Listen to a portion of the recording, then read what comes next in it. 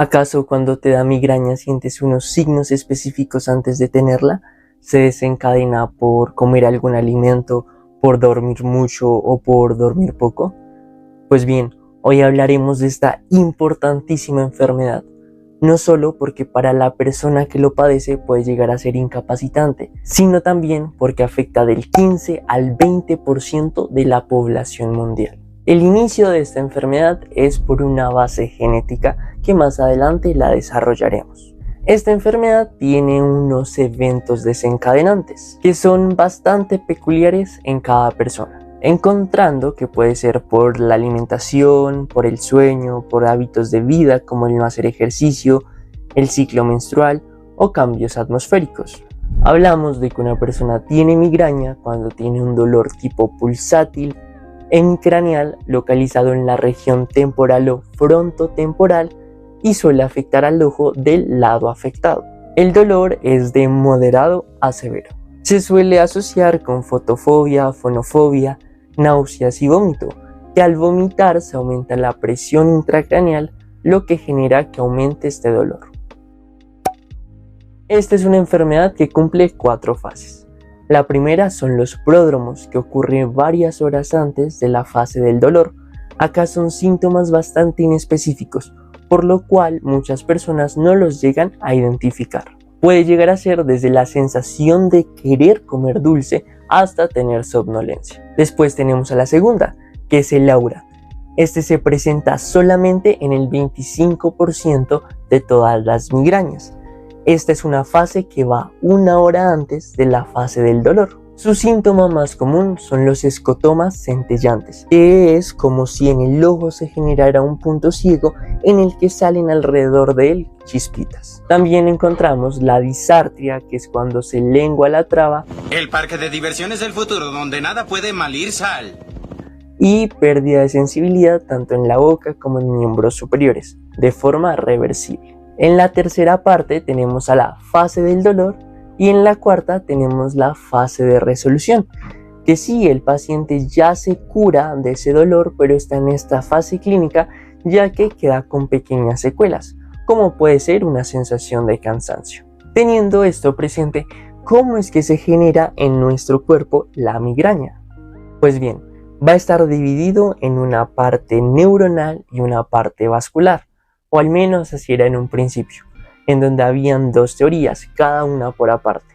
Pero a día de hoy sabemos que estas 2 trabajan conjuntamente. La razón de que haya personas que sufren de migraña y personas que no, es porque se necesita una susceptibilidad de base para poder tener esta enfermedad. Eso quiere decir que haya una base genética, en la que se genera una hiperexcitabilidad neuronal en la base occipital de la corteza, de forma en la que se activan más fácilmente los receptores NMDA, que como vimos en el anterior video, son receptores del dolor que se encuentran en la médula. Al hablar de hiperexcitabilidad me refiero a que son más propensas a que se exciten, generando más fácilmente potenciales de acción que son los que nos van a transmitir esa sensación dolorosa. Al activarse estos receptores va a entrar más calcio, lo que va a inducir a una neuroplasticidad, estando así hiperexcitada, causando despolarizaciones más frecuentemente,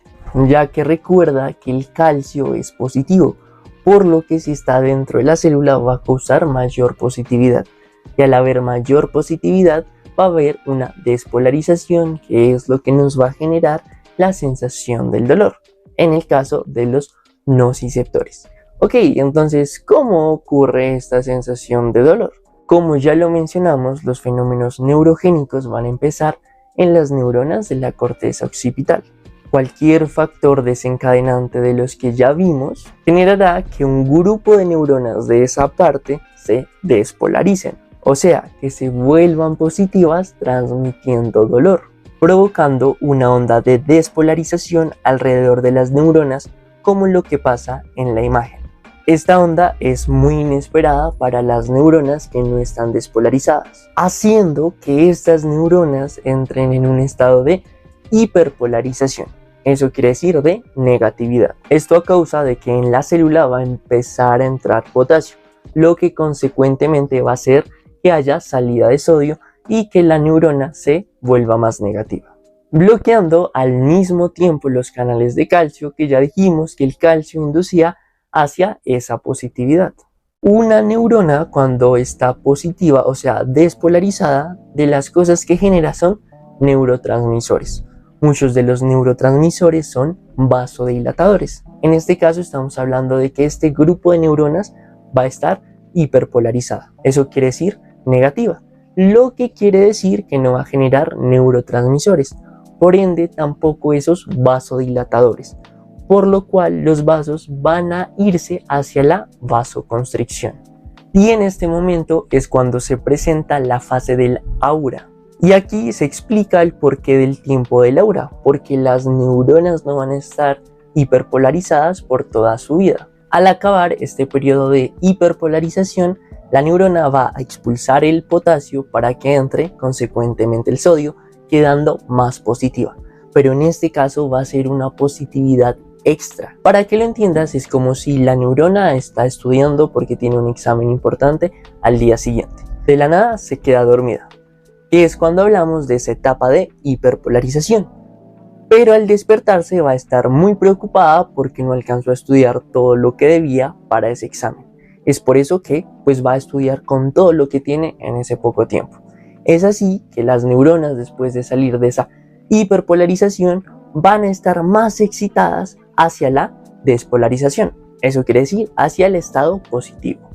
Por ende, como ya debes intuir, cuando hay gran despolarización van a haber gran cantidad de neurotransmisores, lo cual, como acabamos de decir, van a generar una vasodilatación. Y esa vasodilatación es lo que genera ese dolor tipo pulsátil que conocemos como migraña. Y acá, ya entendiendo la fisiología que hay detrás de la migraña, nos podemos preguntar cuál es la razón de que el 75% de las personas que tienen migraña no presenten esa fase de aura, o sea, la de la vasoconstricción. Pues bien, es muy sencillo, es porque a la hora de causar esa hiperpolarización, es decir, de que todo se vuelva negativo, no es una hiperpolarización tan severa. Podríamos decir, juntándolo con nuestro ejemplo anterior, que esas neuronas que se durmieron no tuvieron un sueño tan profundo, haciendo así que la vasoconstricción no sea tan marcada y por ende no se presente esa fase de aura. El neuropéptido más involucrado en estos cambios neuronales es el péptido de la calcitonina, que se ve especialmente elevado en el sistema trigeminal. El sistema trigeminal son los nervios del trigémino que inervan a los vasos. Por lo tanto, todos los cambios que ocurran en el trigémino van a ir hacia esos vasos. Por si no sabes qué es esto del nervio trigémino, nosotros tenemos diferentes pares craneales, más específicamente 12, en donde cada par craneal se encarga de algo en específico. En el caso del trigémino vamos a encontrar que este está posicionado de esta forma en nuestro rostro. Ahora nos toca hablar de la serotonina. Acá nos va a importar mucho ya que ella va a generar vasoconstricción y se ha demostrado que en los pacientes con migraña los niveles de serotonina son un 60% menos. Esto nos va a generar dos cuestiones importantes. La primera es que no va a haber quien le haga frente a esa vasodilatación. Y la segunda es que el paciente va a tener una hipersensibilidad a diferentes circunstancias que no deberían generar el dolor, ya que cualquier estímulo, por leve que sea, va a generar una despolarización. También es importante hablar del triptófano, que es un aminoácido que consumimos en la dieta, el cual se va a transformar en serotonina, por lo cual niveles bajos de triptófano nos van a generar directamente niveles bajos de serotonina. También pueden haber factores que inhiban a la serotonina, como el consumo de alcohol o de edulcorantes artificiales. La dopamina, ella va a tener 4 receptores, D1, D2, D3 y D4, encontrando una contraposición entre D1 y D2 con D3 y D4. Los D1 y D2 van a estimular a la adenilciclasa y, como te dije, en contraposición están los D3 y D4, por lo cual estos dos van a inhibir a la adenilciclasa, generando que se abran los canales de potasio hiperpolarizando a la célula y consecuentemente inhibiendo al sistema simpático. Y te hablo de dopamina porque también se sabe que niveles disminuidos de dopamina van a generar que el paciente tenga nuevamente una mayor sensibilidad, explicando aquí los fenómenos de fotofobia y fonofobia. Ya que claro, si hablamos de que se desencadena la migraña en la corteza neuronal occipital, pues los estímulos de los ojos van a llegar ahí, generando una mayor despolarización, lo que nos va a generar un mayor dolor. Y algo que también es muy importante resaltar, además de que hay pacientes que no presenten aura, es que hay pacientes que pueden presentar el aura pero no la fase del dolor. Y esto, como ya te lo estarás imaginando, es porque a la hora de las neuronas despertarse, esa vasodilatación que se genera no es muy grande.